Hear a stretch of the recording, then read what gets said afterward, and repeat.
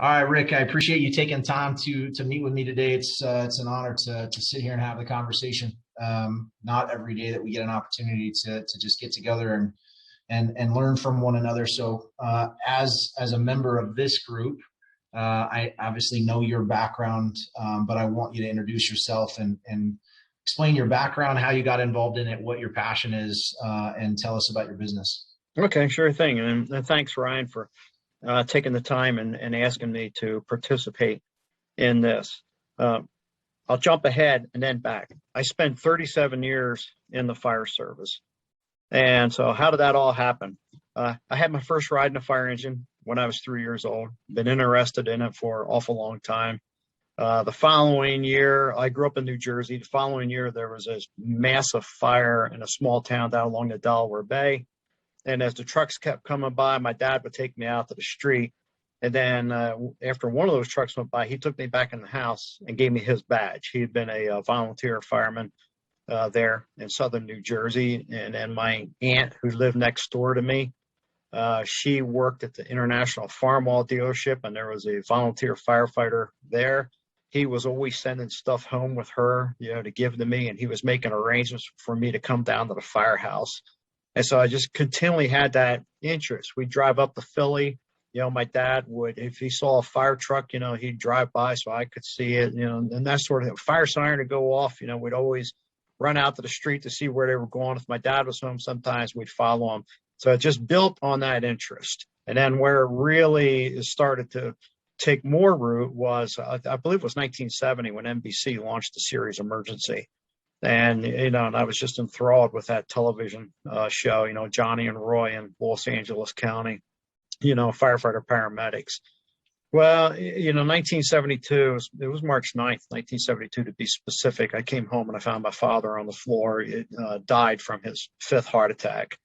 And then when I watched him put his body in the back of the ambulance, and I said, that's what I'm going to do for a living. Whatever it takes, that's what I'm going to do.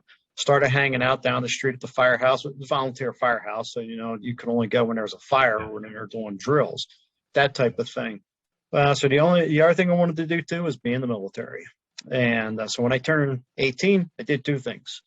I went in the delayed enlistment program for the Air Force, and I put my application in with the Cedarville Fire Company there in Jersey. And they brought me on. I found out later on after an argument, because some guy said, hey, he's going to the military. What are we bringing him on for? You know what I said? He's going to be here anyway. So why not use him? And so that's where I got my start. My first fire department was there in Cedarville, New Jersey. And long story, but this one I'll keep short. How I got into the fire department in the Air Force, because I wasn't there initially, but I did get to become a firefighter in the Air Force.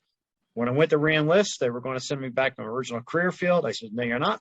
I got out and I went to work as civil service, as a firefighter. Decided to go to college, left, ran out of money, joined the Marine Corps. Was a firefighter in the Marine Corps. Marine Corps came to me then and says, we got too many, pick a job. And I wound up in aviation operations. Injured my knee, unfortunately, and that between the Air Force and the Marine Corps, I had 9 years in the military, and so with the knee injury, that brought my military time to an end. They put me out.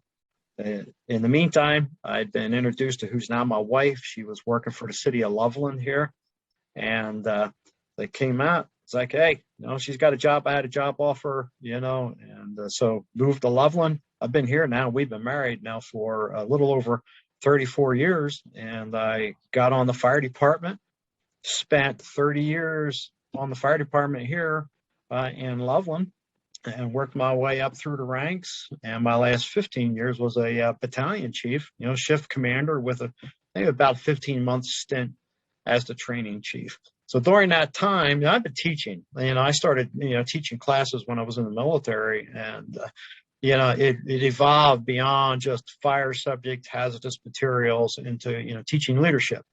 And I was also teaching an adult class in our church for a number of years. And, I would incorporate leadership lessons into that. And so my leadership training and teaching just continued to grow. I expanded it into other areas. I had the opportunity to attend the Executive Fire Officer Program, the National Fire Academy, and that required a research project, 6-month research project after each class. And so my first year research was making rapid tactical decisions under stress, and my third year was situational awareness at the command level, which I've incorporated both of those together, and I'm delivering those type of classes. And so I've got a book up there over my left shoulder, The Furnace of Leadership Development. I wrote that book. It came out in November of 2019. That's when I started my business, Impactus, Cultivating Today's Leaders.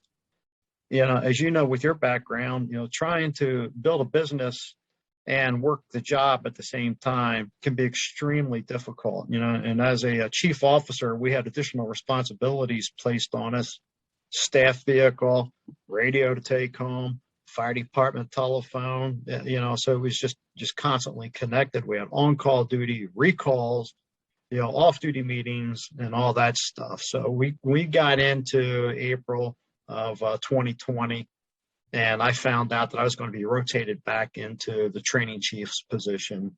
And my wife and I had talked about it. We knew it was going to go either in December or January of this year. It was accelerated. And I said, 37 years on the job's a long time. I'm just going to retire so I can work the business full time. So that's how I got to here. And then also, some people are familiar with John Maxwell, the leadership author and teacher and coach. And he's got a team. And I became part of the John Maxwell team 6 days after I retired from the fire department. So, yeah, I've got that going along with my business. That's great. Well, thanks for, sorry to hear about your dad, first and foremost. Congratulations on all that you've accomplished, especially your relationship with your wife and the relationship there. I think that's huge. It goes to show a lot of things about you personally, but also, what you're capable of doing, just relationship wise, if you put your mind to it and put your heart in the right place. So that goes to all of us. But, with all of that said, obviously you're located up in the Loveland area. Mm-hmm. I would assume a lot of what you do is through Zoom these days or in person. So when it comes to whether it's a local network or a local business owner, a lot of these families in our group are going to be, smaller mom and pop, mm-hmm. family businesses. So what do you bring to the table for them, and how could they benefit from talking to you as far as that, right? A lot of them are, again, we've talked about this before, but trying to grow from the ground up. They're depending on themselves, but they're also shuffling kids and family and graveyard shifts and all of these other things. So what does that look like to you as far as how you can help people and the benefit behind what you do? Well, from an individual standpoint, I can help them through coaching. And it's not, typically people think of, coaching like a pitching coach, or a quarterback coach, something like that. It's not that, it's that one-on-one where I bring questions to the table to draw it out of them, to help them grow and develop, and help them bring it out to find solutions to the challenges that they are facing for, those businesses, that are expanding beyond just 1 or 2 employees. Now you're starting to look at 3, 4 employees. I'm very familiar with building teams. I've built teams successfully, at the shift level. And also I ran the hazardous materials team up here, and I ran the wildland firefighting program as well. And so I've got experience building teams. So I bring that into the smaller business. Because, so many times, as you said, the mom and pop, operations, hey, they're in, they're in neck deep, and they may be, bringing people into key positions that have never, ever been trained, in leadership. They've never received anything about how to work with other people. They might be technically competent. They could carry out their job. They could perform their job very proficiently, that what they've been trained to do. But they might just be ruining that person's business because of the way that they're trying to manage people, not lead them, but manage people. And even also, how are they communicating, with that business owner's customer, because that's something else that I bring to the table. I do have a class on communication, as well. So, that's how I can help them. And over my other shoulder here up on the top shelf, it says the leadership game. That's something I have available to me through the John Maxwell team. And it's fantastic for teams because it shows the strengths that they have and it identifies their areas for greatest growth. We're on it for about an hour and a half, and the questions are drawn from Maxwell's books. And administering this, facilitating this with other organizations, I can guarantee there's questions that are being asked there that generally people aren't sitting around the business asking each other. So that helps them as they develop themselves, they develop their employees, they're going to have a stronger business. Stronger business, what's that equate to? Stronger economy. So everybody benefits all the way around. Does your training philosophy and system, is it different from, say, an individual sole proprietor, they're just trying to grow themselves, to a team of 5 to 10? Like, how do you change your format for somebody, and is it cost effective for the smaller just as it is the bigger on that front? Yeah, I look at what challenges they are facing. Rather than, there's companies and organizations out there doing leadership training and it's cookie cutter. Yeah. Joe Schmuckatelli calls up and says, hey, I want leadership training. Oh, okay. Here you go. They pull it off and they go in and they deliver it.